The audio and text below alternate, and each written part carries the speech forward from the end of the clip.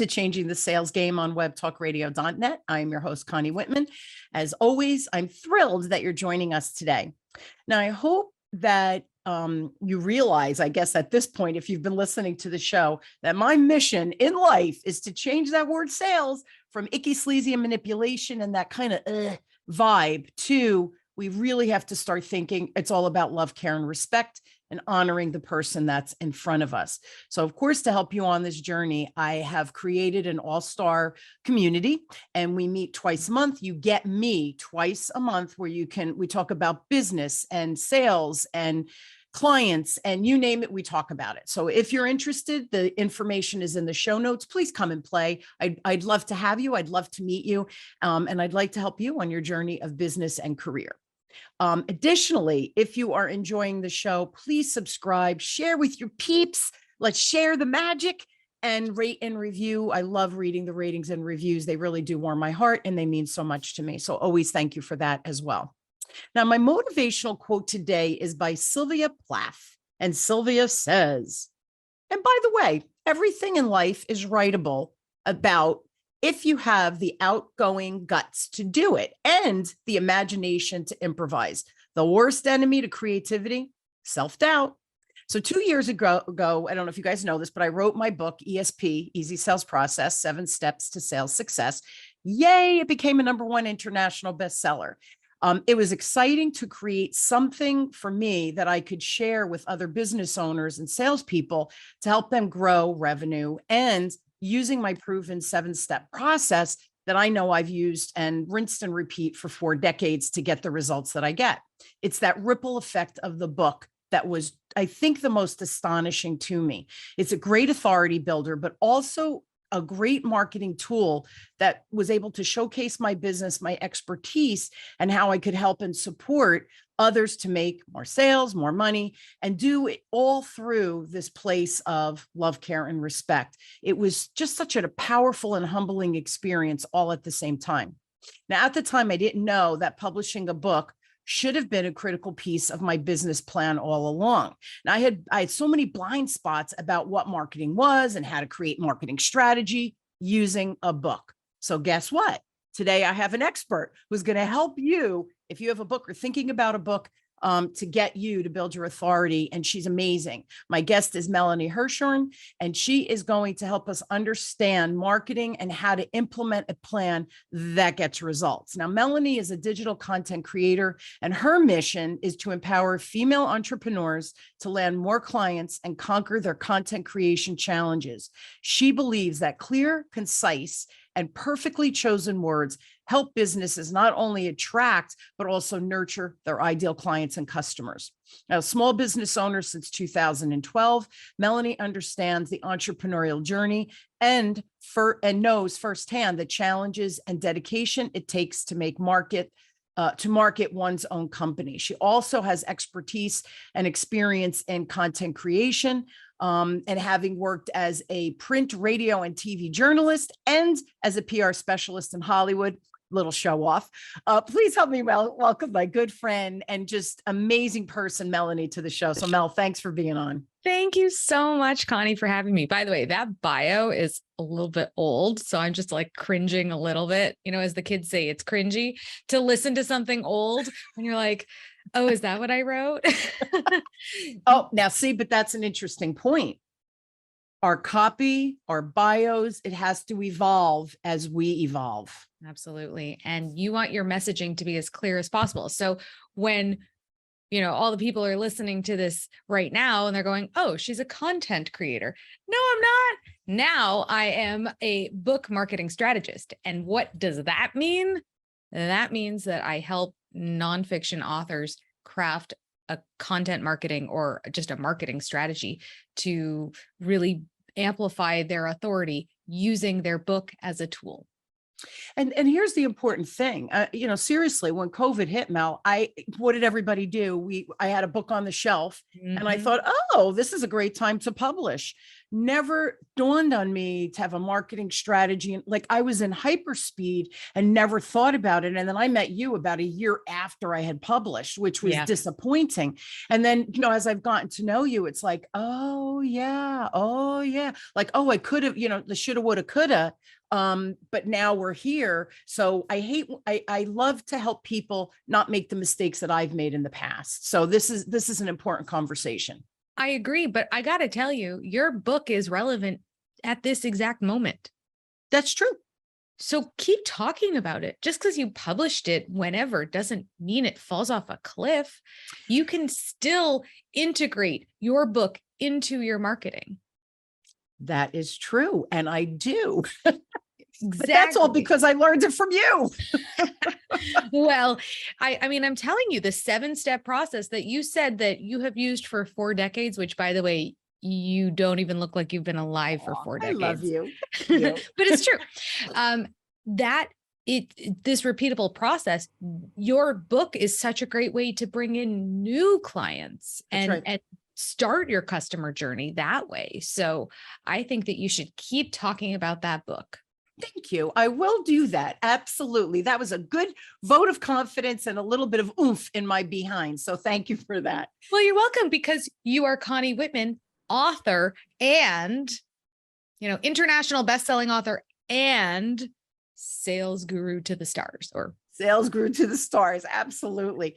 And yeah, it's funny because when I wrote the book, like people would say to me, well, what's your process? And I really, and before I had written the book, I had to really stop and think about it when I first started my business, because I was like, what do I do that makes me successful? So everybody here has a story, has a process, has something that can help them redefine or further define their business and then publish so that they can catapult and build that know, like, trust factor that we really do need in the marketplace, because there's a lot of noise.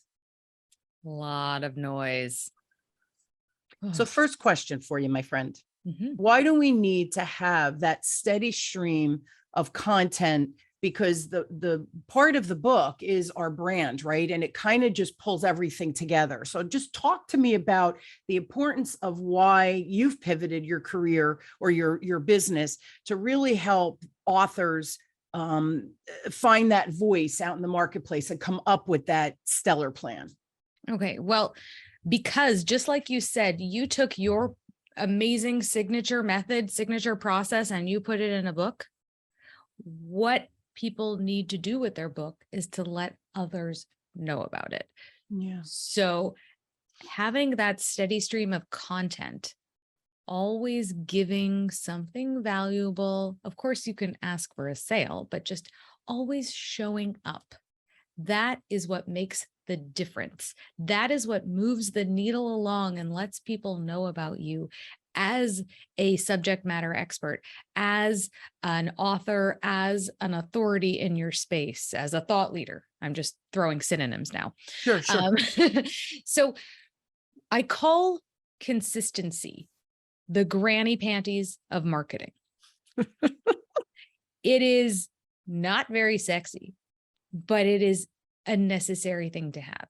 Yeah. When you show up, whether it's daily, weekly, monthly, whatever, when you keep showing up, that is what moves the needle for you. So when you take your process that you have put into a book and you cull from that book and you sprinkle bits of it online, sprinkle bits of it in emails, sprinkle bits of it in your signature talk, what you're doing is you're getting people, like you said, that know, like, and trust factor. They're getting to know you. And then they're going to go, oh, well, my sales, I'm not really good at sales. I really need Connie Whitman. And, oh, she has a book about it. Okay. And then they're going to read your book and they're going to go, wow, I got a lot of great stuff out of that, but I still need more. Wait a minute. She has a program. How do I sign up? Yeah. So it's that evolution. Like you said, there's so much noise online, right? So how do you weed it out? People want to get to know you. It's relationship building. Yeah. That's what marketing is. Yeah. And it's the entree to that. One of my clients, when I first started my business, And it was before, like, I didn't even have a website, Mel. I mean, we're talking, 21 years ago, where a lot of this digital stuff didn't exist or wasn't necessary, really. And this one client I was introduced to, because I only live from referrals, I don't make cold calls, and I haven't for about 38 years, right? To just give you some frame of reference there. To be exact, 38 years. Yes. 38 years. First 2 years I had to make cold calls. We're talking 40 years ago when there was no digital. But anyway, that first client, when I opened my business, that I was introduced to, 5 years I had to follow up with them. They didn't know me. I was referred by somebody who kind of knew me, right? But they didn't really know me. I was new doing what I was doing as a business owner, and I had to prove myself. So I would send them articles, right? I would actually mail them articles, because we didn't have necessarily computers back then, or email. And I did a lot of phone follow-up, and how are you, and happy birthday, and let's go out for the holidays. They got to know me, the person. Forget about what I could do with them from a training on the sales perspective. That know, like, trust factor, it's not a new thing. It has been around forever. And I think we forget it. Here's the good news. I think it's easier now to build that know, like, trust factor because of Facebook and LinkedIn posts and articles, where, like, I know you post a lot on LinkedIn, as do I. Those articles, people read them and they go, wow, like, that was thoughtful. Wow, I really learned something from that. That builds the know, like, trust factor. Now we just can amplify that because of the digital presence that we have. So it's kind of a cool time to be alive and be in the space. I absolutely agree. And to even build on that, talk about live video on LinkedIn. Yeah. I get to go live and I just show, I'll show up in my PJs if I need to. It's really like letting people see you for you. And then they get to decide, are you the kind of person who I want to know? And, I'm not for everybody. I hate it, but I know it. I'm a people pleaser, people. So I want everybody to like me, but I know that not everybody's going to like me, and that's okay. But at least the people who get to know you and they become your fans, and they start commenting on all your stuff, and then they start connecting you to people. I get connection messages in my LinkedIn a lot. Hey, Melanie, I have this author I want to introduce you to, or there's a person that you need to know. And these are people, the people who are introducing me are people that I have never met in person. Yep. It's all because of the beautiful thing that is the internet. I'm telling you, and here's the other thing too, Mel, and I don't know if you see this with your clients. Sometimes we make it more complicated than it needs to be, because we get in our own head and think, oh, I have to create another article. Oh, we panic. And then what happens is we block ourselves from letting those creative juices out to share valuable content that's in there. How do you help your clients kind of work through that to create this consistency? Because I get it. The consistency is critical for us, for people to get to know us. But how do you get your clients to do that consistent kind of download, if you will? Okay, well, the beauty of working with me is that I help them create a spreadsheet that has 100 content prompts on it, all taken from their book. So they don't have to think about, what am I going to say? They just have to basically take their finger and put it on a square and go, today I want to talk about this square. And that's why having a book is so wonderful. Like, if you opened up ESP right now, picked a page, and you'd be like, oh, I could talk about that today. Oh, brilliant. It's there. You did it already. So much of what we think we have to put out online has to be new and exciting. But remember that it's like that repetitive thing, saying the same thing over and over again. That's how you really make a difference. It's not by saying new things every time, because who knows who's going to see your post? Who knows who's going to read your email? But if you're a broken record, it starts to work. Yeah, what's the average human, right? Our attention span is 6 seconds, right? A goldfish is 7, but we need to see things about, I think it's like 15 to 18 times now. Where when I started my career, 40 years ago, people need to hear from you about 5 times. That's a drastic difference. I mean, it's 4 decades, yes, that's still a pretty big difference of that consistency that you're talking about. It Mhm. works though, because people are like, oh, it's that Melanie again. Oh yeah, she's the author chick. Oh yeah, she helps authors get marketing and get more sales, whatever it is, right? Whatever your specialty is. So I think that consistency. Now you just said something which made me think of another question. When they go, like if I went in and I picked a page in my ESP book, right? And I landed in, let's say it's listening skill. And I go, oh, that's a good topic for me to write about for a LinkedIn article. Would you take the content literally from the book? Or would you say something like, my article today is, as I reflect upon my book, you picked a page and I landed on listening. And I want to share a story of recently how I helped a client become a better listener. I'm making this up right on the spot. Do Mhm. you recommend that, or do you recommend that consistency from the book itself? I'm curious. Well, I love that you just went super creative on me. And I mean, if you have the time to reflect upon what you already wrote, then yeah, that's awesome. But if you don't, then what I would do is I would take that paragraph and then just sort of rework it so that it works better on the platform that you're putting it on. Hmm. Because if you think about the way, often the way books are written, they're more cerebral. Yes. And I mean, not mine, but others. And they are maybe not as conversational.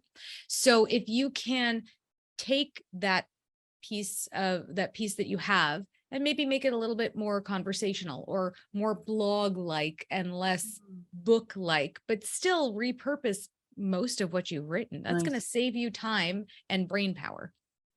Well, and the thing is, you wrote it in your book in the first place. So it's in your head already. To just tweak it a little bit becomes super, super easy versus what topic, what do I write? How do I start? Right. That becomes another whole big adventure and time consuming. It's time consuming when we're running a Really is. business that, we're always on the go. So that's a great idea. I love it. I'm going to do that. I'm going to do that. You should do that Yeah, I'm because gonna. you have a phenomenal book that is evergreen. Your sales process is your sales process. And like you said, it works. Yeah. Rinse and repeat, right? It's tried and true. Now, you recently niched down. That's why I had the old bio. So my apologies that I Don't had the old bio. apologize at all because it gave us something to talk about. Ends for us to say, got to keep reiterating and updating as we evolve, right? Our copy, our bio, everything needs to evolve as well. Our programs, all of that. You've niched down to really work with authors in the nonfiction world, right? What Yes. made you do that little pivot and shift to niche down to that versus just marketing and content creator? Because that was a much broader perspective and scope. Well, it was scary. Yeah, Putting my I bet. stake in the ground was terrifying because I was like, what if nobody wants this? Except that I knew that they did because I already had 3 author clients. Yeah. And they started coming to me. I found it really, really hard to say something unique and exceptional and outstanding online when what I was offering was what everyone else is. Yeah. There wasn't anything super exciting about just telling people how to do their marketing for their service-based business. Yeah. It wasn't lighting me up. Yeah. I get And that. and then when first a friend of mine came to me and she said, she's actually a children's book author. So Ugh, and I do work with other children's book authors too, because as long as the author has a mission, I can work with them. absolutely. So she came to me, she called me, she said, I'm going to be a children's book author. I don't know what I'm doing, but I'm going to figure it out. And I'm going to be a publisher too.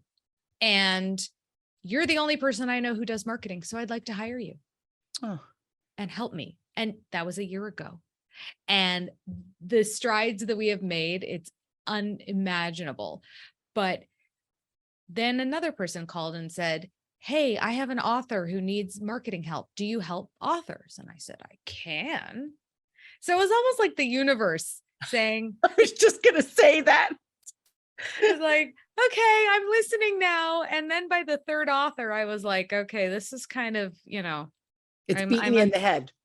a little bit kicking me in the butt. Yeah. So that's why. And then, but like I said, you know, it was really scary when I changed my LinkedIn bio to say helping authors with their marketing. And I was like, but what about all the other people that I can help? You know, it's like when I had my nursing wear business, and I thought that, you know, all 4 million women that give birth every year would be my client, my customer.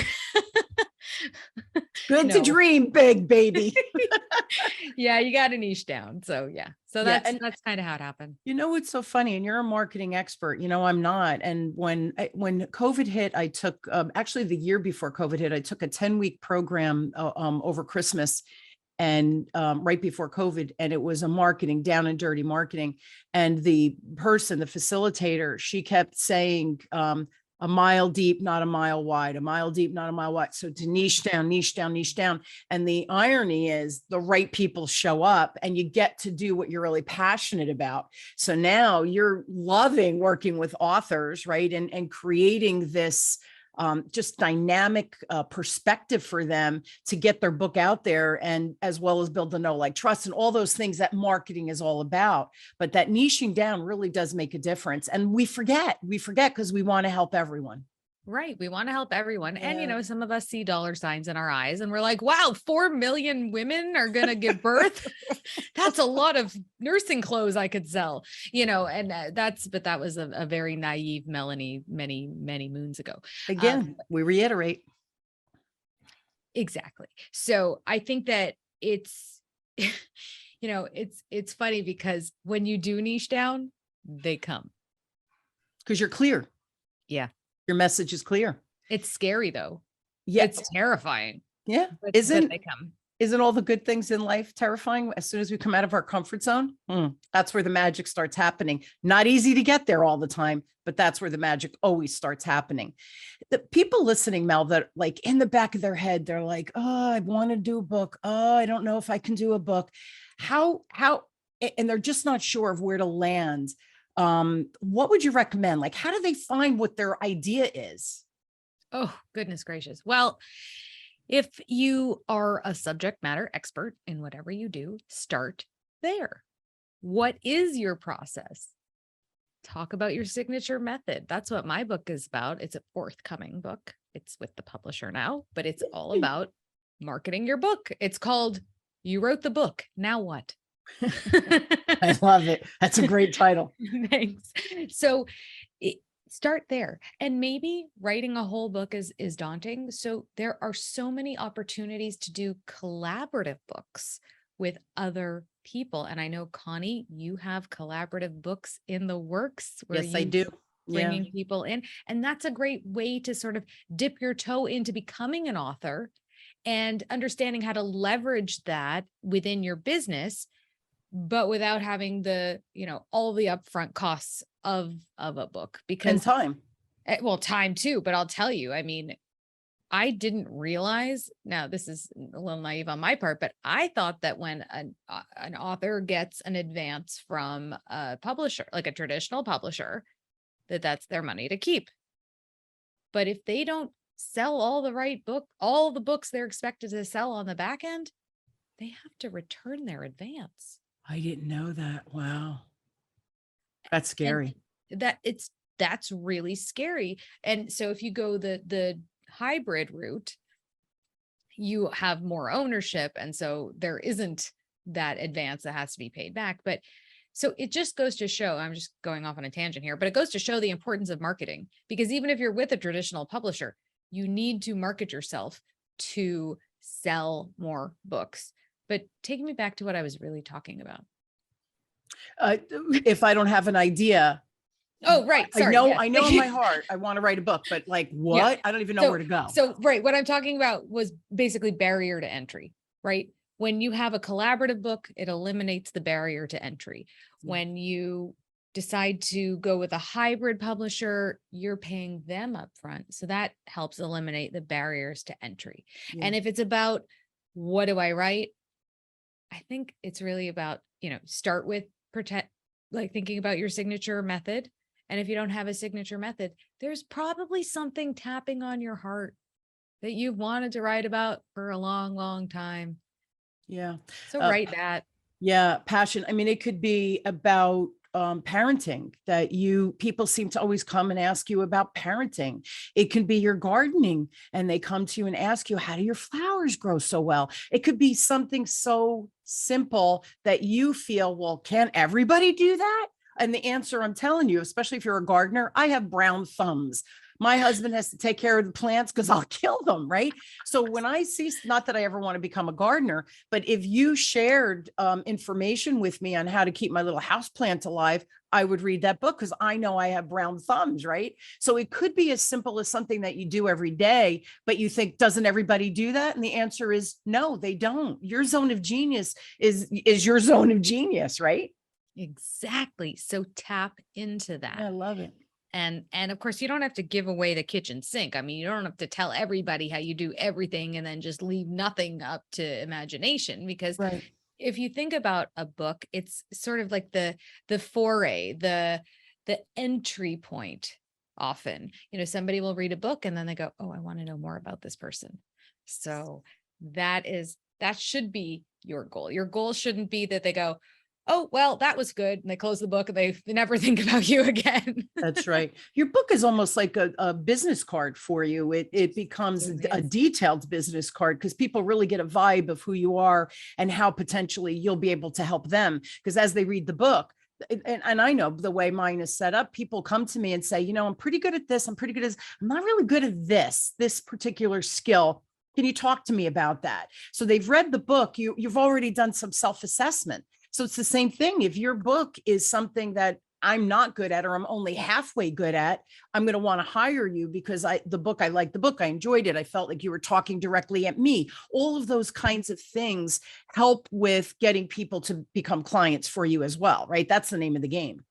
Right. And, the non-monetary piece of that is to really build your credibility, Sure. because Yeah. then you can say, I'm Connie Whitman and I am a sales expert and I wrote the book on it. And here we keep talking about marketing it and all of that. You talked a little bit about social media and posting articles and stuff like that, repurposing. What have you found with your authors? Should they focus more on the social media component or the email marketing, or kind of a combo of everything? I believe it should be a combination of everything because there are pros and cons to each. So the pros of social media are that if you are on a big show, people are going to be watching the show and they're going to look you up on social media. They're going to find you and they're going to lurk and they're going to learn more about you, right? That know, like, and trust factor. Mm-hmm. But if you have something pressing that you want people to know about and you post it on LinkedIn, you don't know who's going to see it. If anyone will ever see it. That's right. You are stuck dealing with an algorithm that you have no control over. That's right. But with email marketing, you have to build your own list, which takes time and effort, Mm-hmm. but you then own those email addresses. And that when you send out an email, if it landed in their inbox, because your CRM will tell you that. That's right. Unless you don't have a good CRM, in which case I would recommend getting a better one. But yeah, so that's just your email marketing platform will instantaneously let you know what went into people's inboxes, and you'll know if they didn't open it, so you can then resend it with a different subject line 2 days later. So I think both. And it's Really funny. Yeah. And I'll share with you, Mel, when I started this after COVID, right, all my clients were corporate and live. And then I started networking because, everything stopped, the world stopped. And small business owners were saying, Con, can you help? Can you help? And I was like, sure. And, read my book. That's a good place to start, right? So that they could get to know me. And they would join my list through different giveaways, summits, giveaways that I participated in. And I'll tell you, in 2 years, my list is well over 3,500 and I had 0. So everybody listening, don't think, oh, it's daunting. Oh, I'll never build a list. Sure you can, but hire somebody like a Melanie so that you can create a good lead magnet. And that's just something that you give away, a free gift that spotlights some of your zone of genius, again, to start to build that know, like, trust factor. Then they're on your email list, and then you can kind of nurture them a little bit. Sales, marketing, they're married. It's all about nurturing and getting people to know you. People don't meet you in 1 minute and go, oh, I'm going to buy from you. Life doesn't work that way. Business doesn't work that way. So that email list, I think, is really important. And then you share also the LinkedIn and Facebook, and you could post a little bit different. You could take the same content and kind of repurpose it for those different platforms, like we said before. But, I think people, Mel, I'm never going to be able to grow a list. There's so many ways now that you can truly, easily, and consistently grow your list. Everything you said. Yes. And what I think is funny is that you said you're not a marketing expert, but you know a lot about marketing. Well, you got to be in the game, baby. You got to be in the game.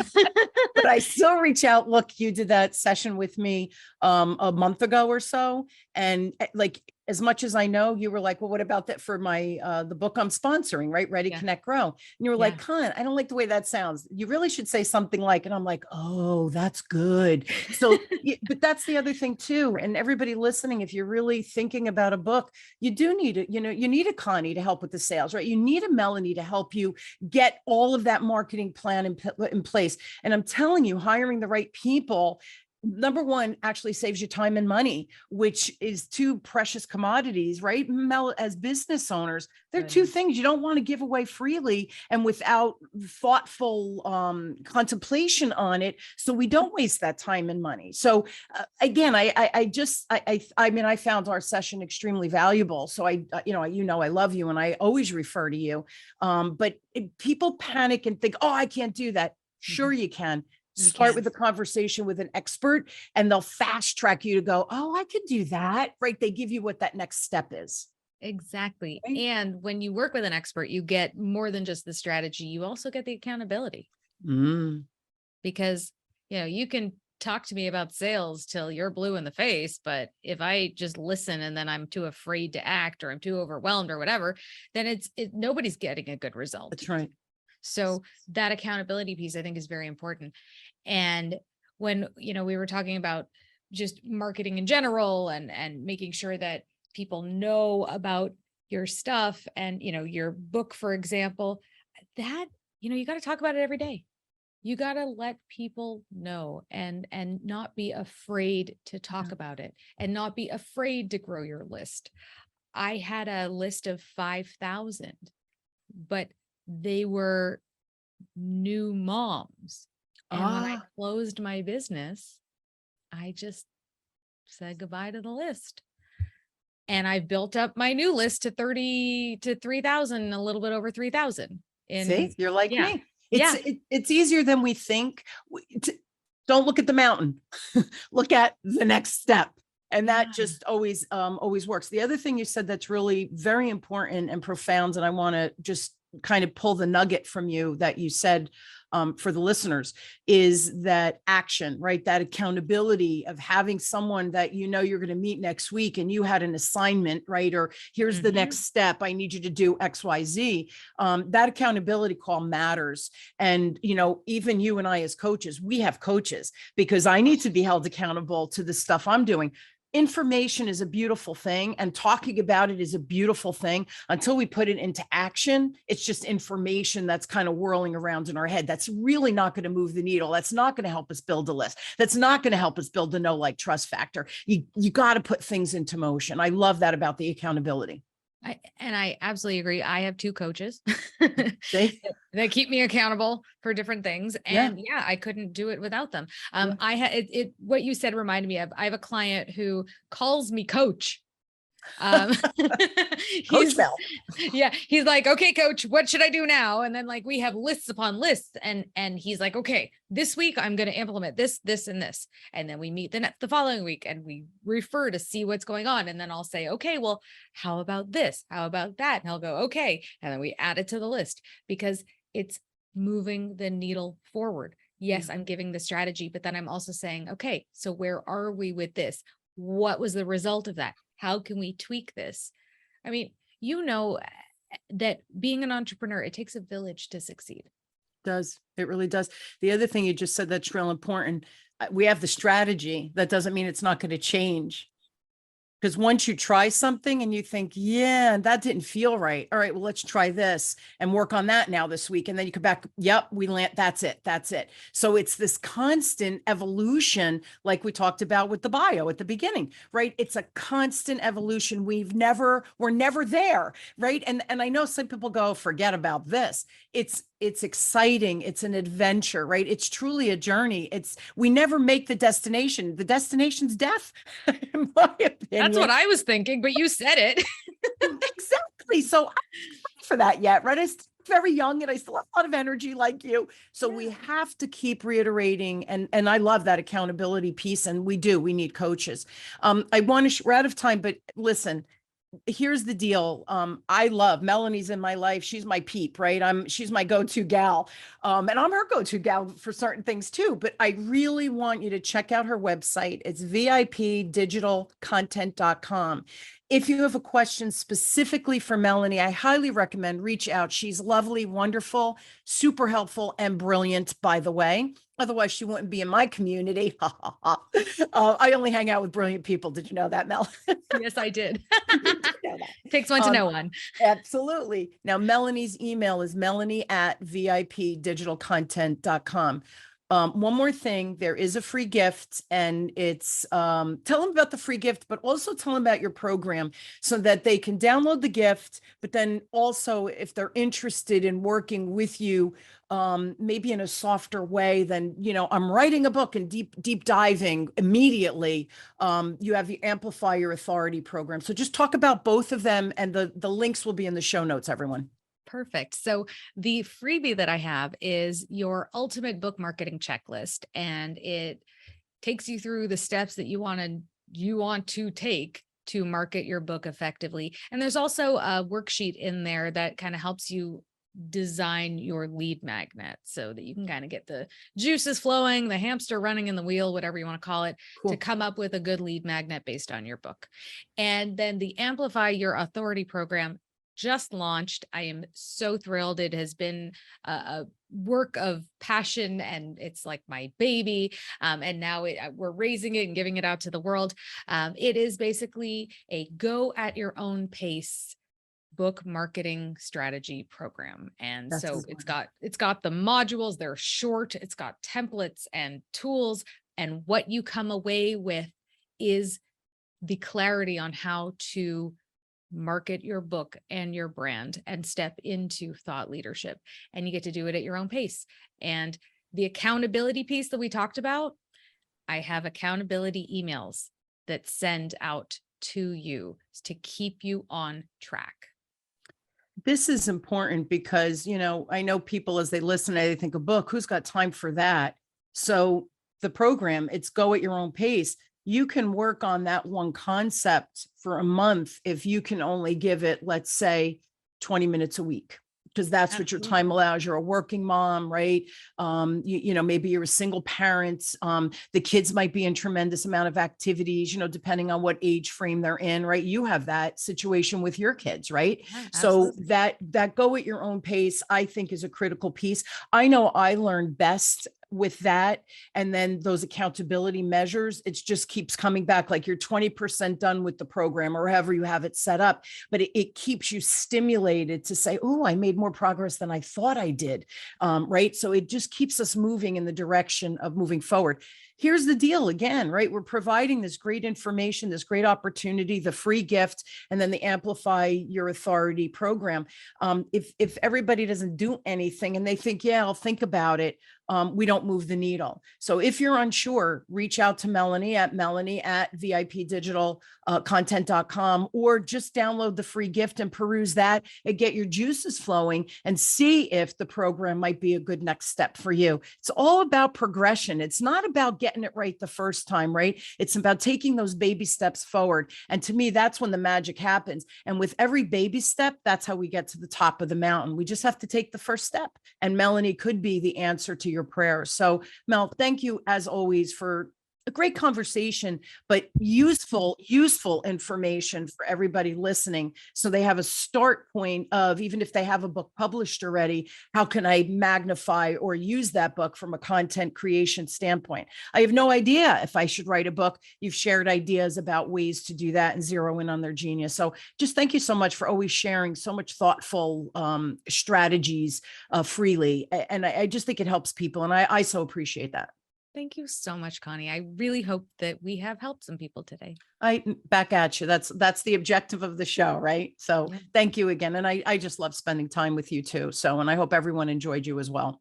So thanks so much. And I hope you will join me weekly as we question, build, and discover together that no matter where you are, whether it's business, career, in today's episode, we talked about the book, right? Is that the next piece of your puzzle? Hopefully it is. And you have yet another resource shared on the show to help you move that needle and make that dream or that desire turn into reality for you. We all deserve it, right? We all deserve to master our dreams and make them happen. And I hope today's conversation helped you with that. Thank you again, Mel. Thank you all for tuning in.